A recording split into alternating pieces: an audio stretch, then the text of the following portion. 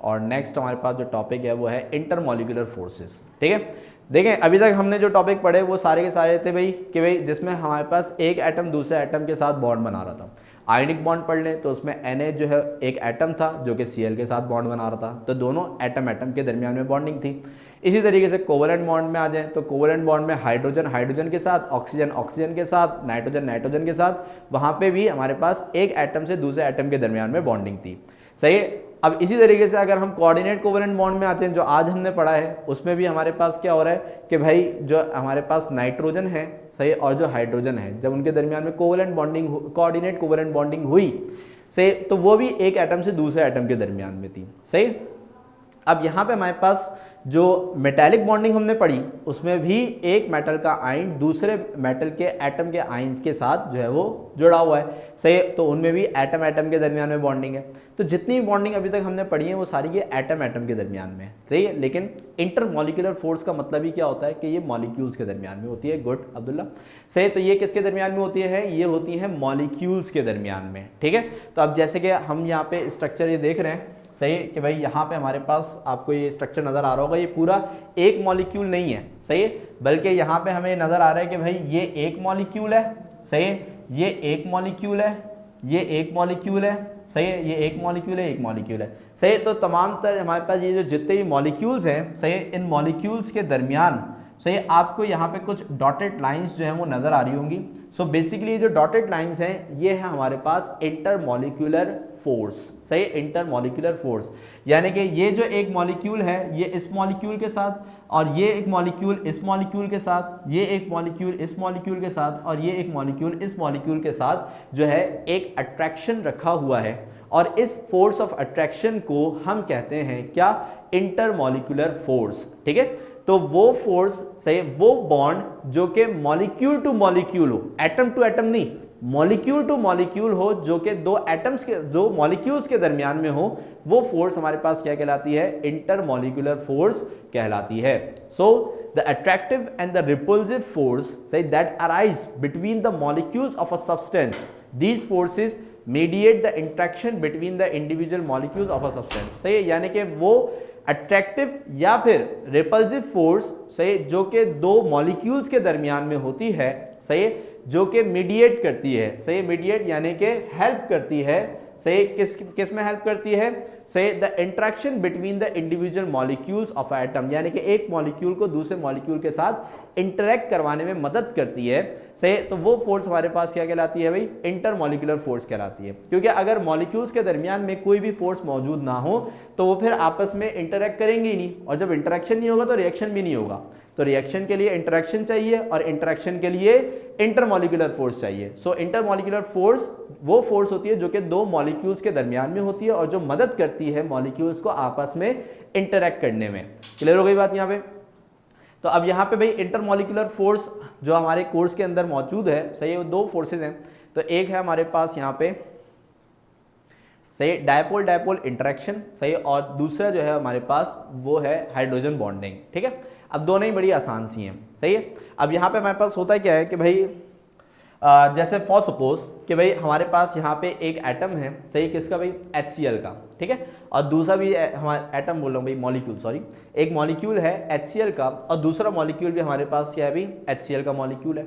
अब हमने अभी पोलर कोवलेंट बॉन्ड के अंदर ये बात समझी थी कि हमारे पास HCl में हाइड्रोजन क्या होता है? पार्शियली पॉजिटिव होता है, और जो क्लोरीन है वो पार्शियली नेगेटिव होता है। इसी तरीके से यहाँ पे जो दूसरा मॉलिक्यूल होगा इसमें भी सेम पैटर्न होगा कि हाइड्रोजन पॉजिटिव होगा और जो क्लोरीन है वो नेगेटिव होगा। अब देखें ये जो एटम है ये भी पोलर है, सही, ये जो एटम है ये भी पोलर है, सही, इस पे भी दो पोल्स हैं यानी कि दो चार्जेस हैं, इसमें भी दो चार्जेस हैं, तो दो को हम क्या बोलते हैं? डाई, सही, और चार्जेस को हम बोलते हैं पोल। तो ये है डायपोल और ये भी क्या है? डायपोल। और इनके दरमियान में यानी कि इन दोनों एटम्स के दरमियान में जो फोर्स होगी, जो फोर्स ऑफ अट्रैक्शन होगी, उसको हम कहेंगे डायपोल डायपोल इंटरेक्शन। सही, क्योंकि ये भी डायपोलर है, ये भी डायपोलर है, और इनके दरमियान में जो फोर्स ऑफ अट्रैक्शन है, सही, वो जो डॉटेड लाइन से आपको नजर आ रही होगी, ये क्या कहलाएगी? हमारे पास डायपोल डायपोल इंटरेक्शन कहलाएगी।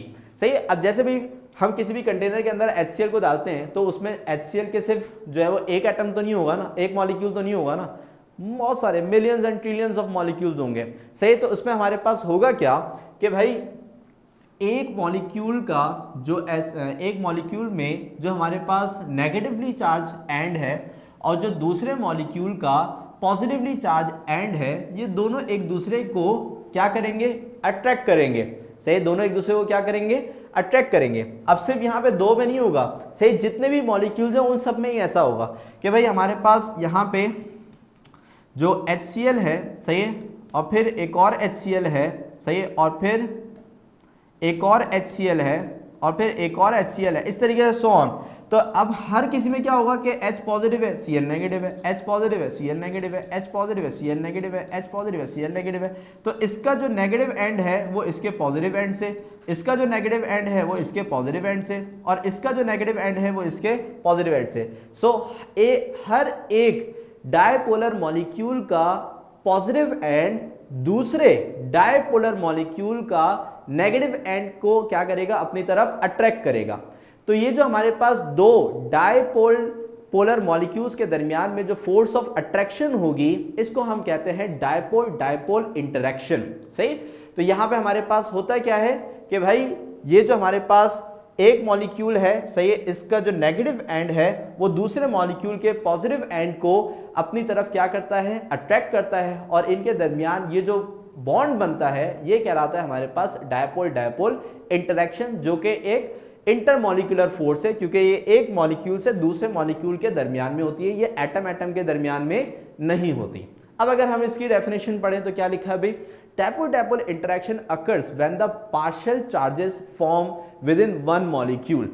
यानी कि डायपोल-डायपोल इंटरेक्शन उस वक्त होते हैं जब हमारे पास एक ही मॉलिक्यूल में पार्शियल चार्जेस बन जाए। पार्शियल यानी कि आधा नेगेटिव हो जाए और आधा पॉजिटिव हो जाए, जैसे कि हाइड्रोजन यहाँ पे पॉजिटिव है और Cl यहाँ पे नेगेटिव है, सही। Are attracted to an opposite partial charges in nearby molecule. अब इसमें हमारे पास क्या होगा कि भाई यहाँ पे हमारे पास जितने भी मॉलिक्यूल्स होंगे वो अपने करीब मौजूद जो पॉजिटिव वाला है वो नेगेटिव को अट्रैक्ट करेगा, जो नेगेटिव वाला है वो पॉजिटिव को अट्रैक्ट करेगा, फिर पॉजिटिव वाला नेगेटिव को, और इस तरीके से हर मॉलिक्यूल जो है वो दूसरे मॉलिक्यूल को एक इलेक्ट्रोस्टैटिक फोर्स के जरिए क्या करेगा, अट्रैक्ट करेगा, सही। जिसकी वजह से उनके दरमियान में क्या बन जाएगी भाई, डायपोल डायपोल इंटरेक्शन क्रिएट हो जाएगी। क्लियर हो गई बात यहाँ पे, सही। तो अब जल्दी से बता दें, ये चीज समझ में आ गई है, फिर हम अपना लास्ट टॉपिक शुरू करेंगे, हाइड्रोजन बॉन्डिंग। जल्दी से, शाबाश।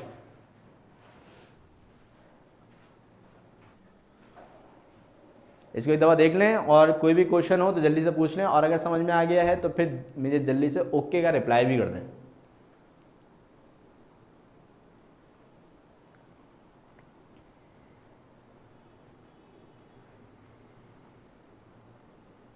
ओके भाई, किसी को भी क्वेश्चन, एनीवन? ओके, ठीक है, फिर हम आगे की तरफ मूव करते हैं, सही। तो डायपोल डायपोल हमें समझ में आ गया कि अगर एक मॉलिक्यूल का नेगेटिवली चार्ज एंड दूसरे मॉलिक्यूल के पॉजिटिवली चार्ज एंड को अपनी तरफ क्या करता है, अट्रैक्ट करता है, सही। तो इनके दरमियान में जो फोर्स मौजूद होगी उसको हम बोलेंगे डायपोल डायपोल इंटरेक्शन। ओके।